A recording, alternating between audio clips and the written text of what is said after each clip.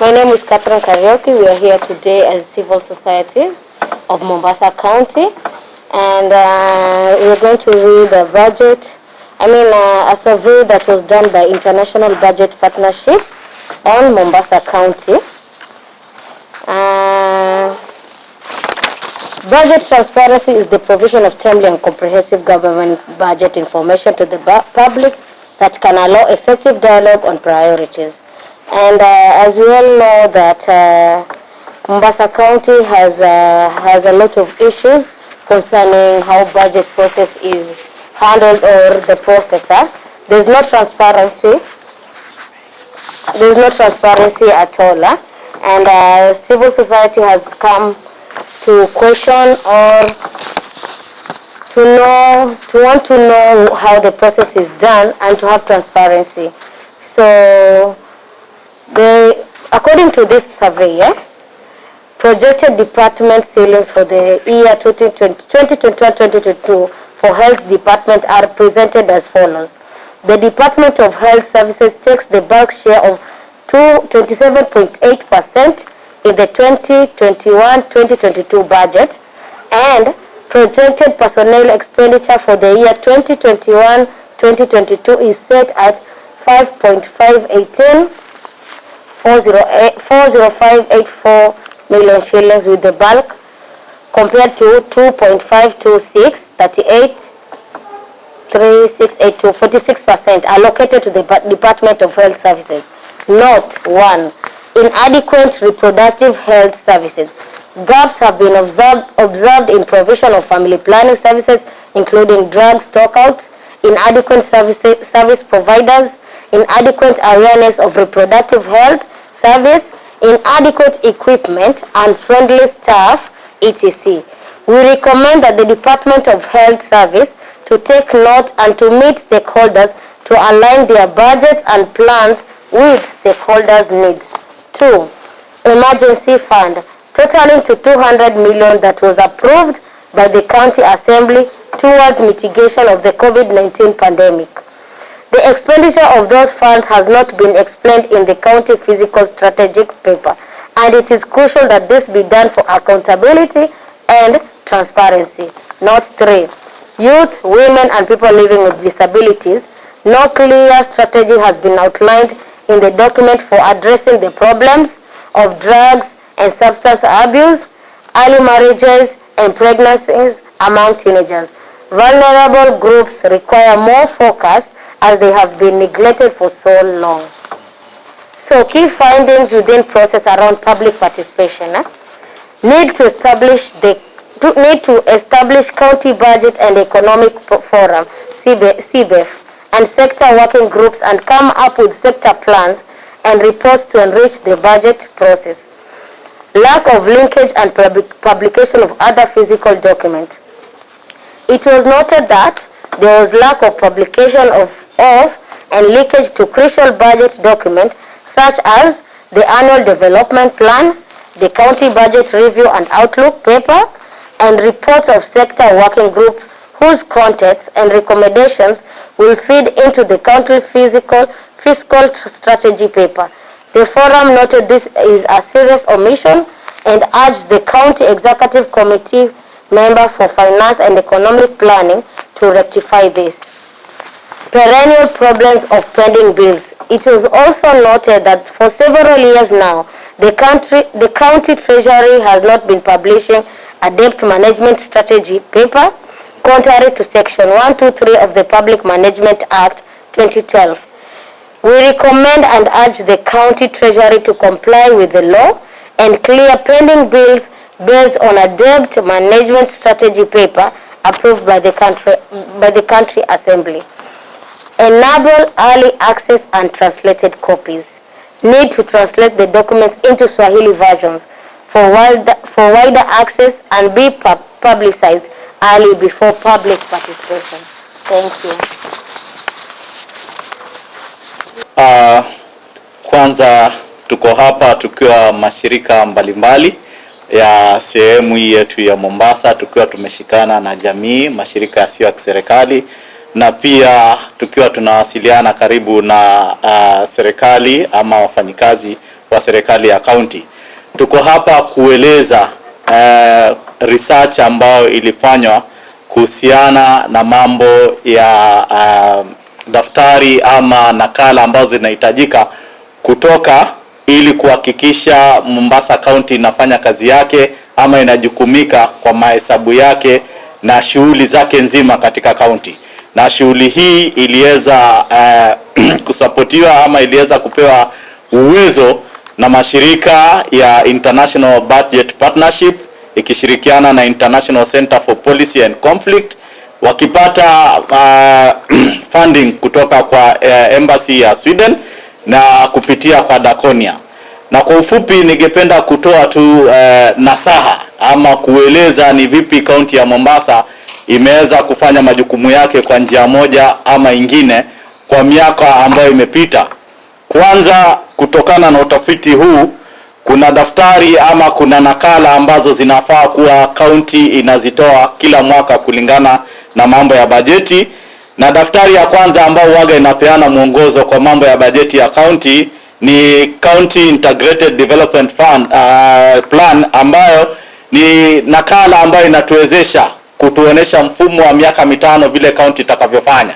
Na baada ya hiyo huaga kuna County Budget Review and Outlook Paper ambayo inatupatia mfumo na shughuli zile ambazo kaunti itakazokuwa inafanya katika kaunti hii ya Mombasa. Alafu pili, kuna Physical Strategy Paper ikionyesha matumizi vile atakavyofanywa. Pia kuna Annual Development Plan, yani mwaka mzima baada ya ile miaka mitano ni tunatoa mwaka mmoja katika ile kuonesha kwamba kaunti itafanya kazi kivipi. Alafu pia nakala ingine ambayo inahitajika mwananchi kujua na shirikiana nayo ni ile ya program base, kuonesha kwamba kama ni mjengo ama kama ni barabara hii barabara itatumia kiasi gani cha pesa na shughuli gani ambazo zitatokea.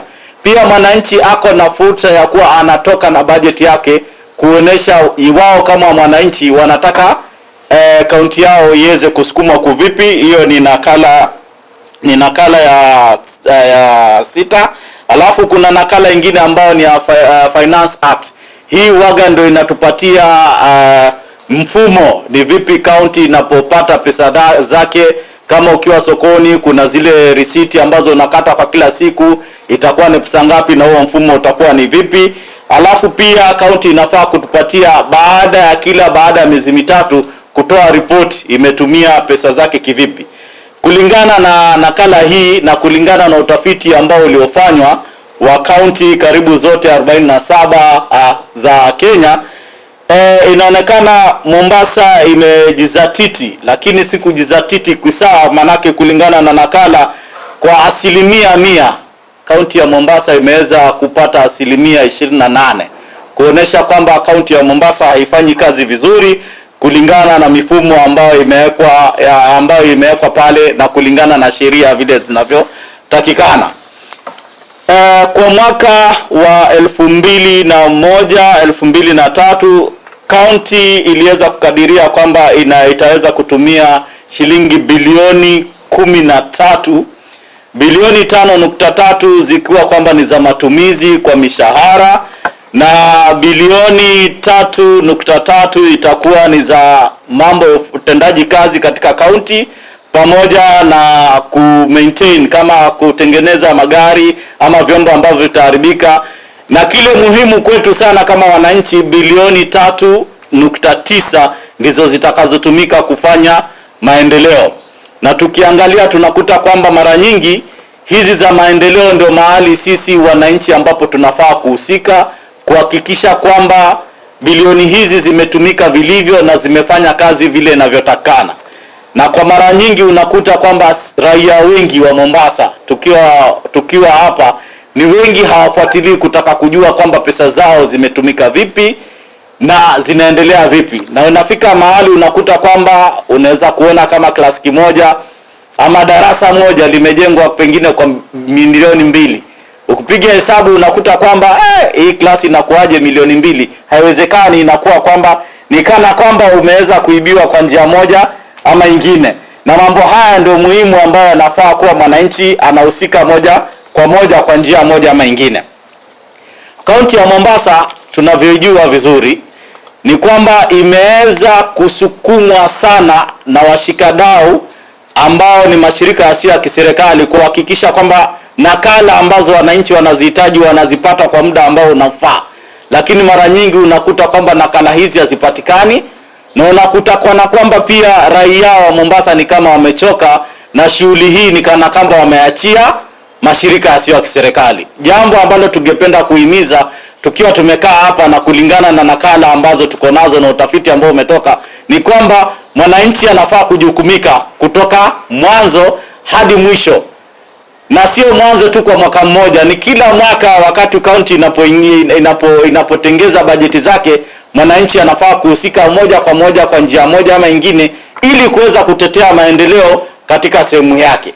Na hii inawezekana kama mwananchi ataweza kushikana bega kwa bega na mashirika yasiyo ya kiserikali pamoja na mwakilishi wao wa sehemu ambaye anayotaka. Manake yule mwakilishi mara nyingi yeye ndio yuko katika bunge, na yeye ndio atumempatia kipao cha kusukuma kwamba shughuli hizi za maendeleo zikaweze kusukuma pale katika bunge, zikaweze kufanyika vile inavyotakana. Na wewe mwananchi unakuwa macho ya kutathmini, kuangalia je, yale uliyosema na yale ambayo yanafanywa katika viwanja ama katika ground kama yamefanyika vile inavyotakana. Well,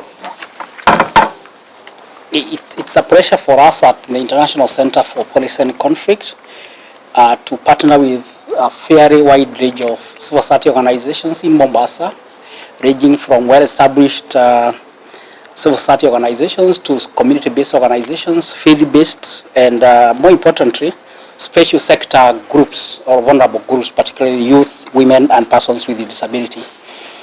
We have had a working relation here for the last 6 years with this project. And one of the most interesting things is that when we started this project, it started together as the devolution was being rolled out. We have had the devolution for the last 8 and now almost concluding 9 years.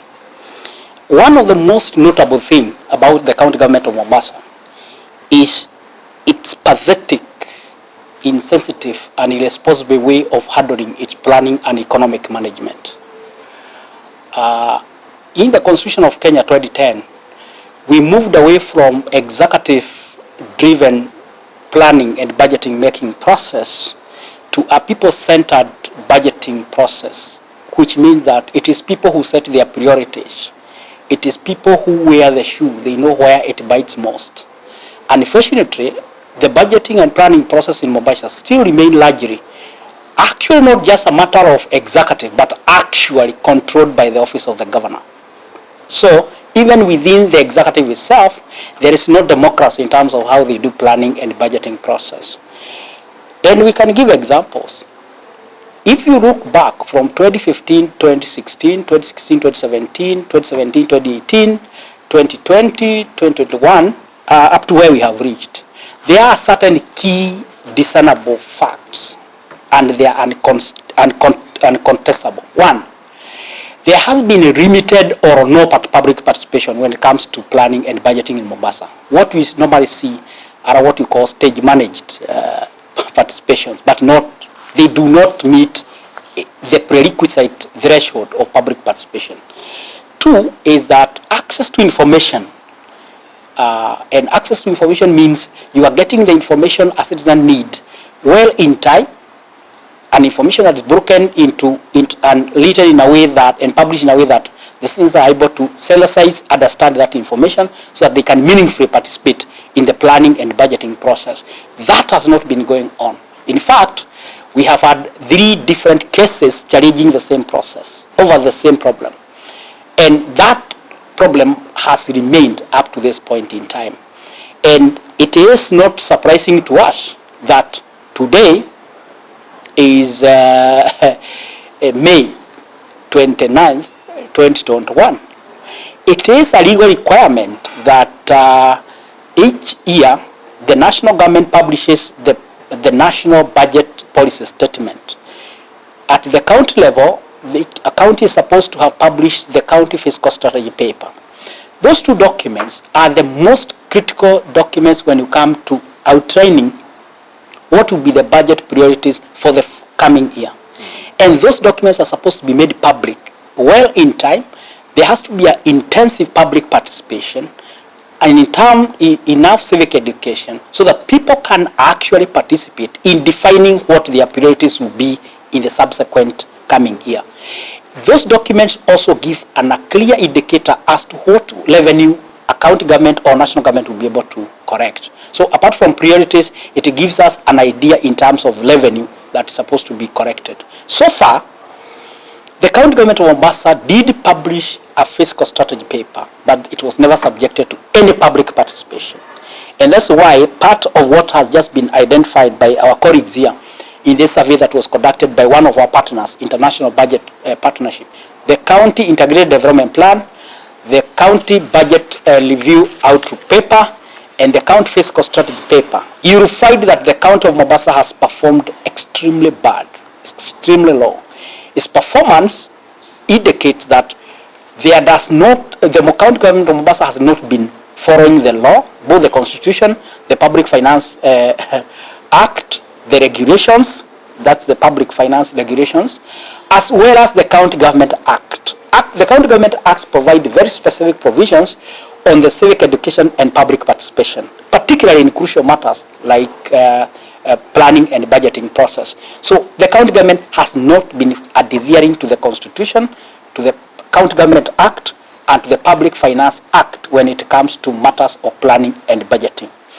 And that is indicated in this survey, such that you find that in this survey, out of the 11 documents that were used in the survey, the county government of Mombasa could only garner 28 points out of 100 points. That is pathetic for a county as big as Mombasa. Mombasa is one among the four top counties when you come to the county domestic products. The first one is Nairobi, then Kiambu, Nakuru, Mombasa. They follow each other that way. So Mombasa should be one of the leading rights in terms of transparency in budget making process.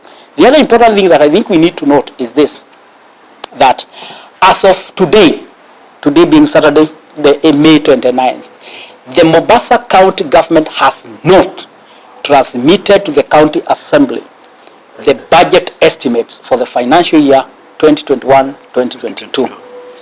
We have only less than a month for that budget to be passed. It is required to be debated by public. The public need to have an insight into it. Already we know the county fiscal strategy paper for the financial year 2021-2022 was not a subject matter of public discourse, which is actually in itself unconstitutional. And therefore, we are urging the county government of Mombasa on three things. One, it must take seriously its constitutional obligations. It is the right of the citizens of Mombasa to have their right to set their priorities on what they think are their priorities. They need to make sure that they participate in defining what their development agenda is, what they need most, what services they require, and they must have it in their annual development plan.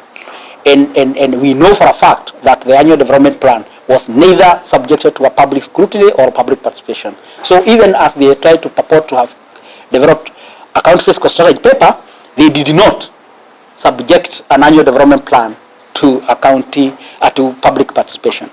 So that's one. Two is that it is important for the county government of Mombasa to disclose and made available the following three documents. One, the county annual development plan for the financial year 2021-2022. Two, it need to make available the county fiscal strategy paper that they claim or purport that it was approved by the county assembly. Three, they need to make available the budget estimates for the financial year 2021-2022. And finally, it is a legal requirement that they must make available the finance bill for the financial year 2021-2022. So those four documents are a prerequisite, they are necessary, they are constitutional, and they must be made available to the citizens of Mombasa for the right with immediate effect. Consequence to that, the people of Mombasa have a right to seek any remedy they find it appropriate to resolve those matters. It is, and these are my concluding remarks, unfortunate that the Mombasa County Governor and his county government will go down in history as people who spent 10 years as the first pioneers of of devolution in Mombasa, and they leave a county without an appropriate, well-established systems and mechanisms of ensuring that citizens participate in deciding their priorities, setting out what their development agenda is, and worst of it is that completely excluding citizens of Mombasa from participating in their day-to-day governance system, which in essence kills the entire spirit of what devolution was said to be. Asanteni.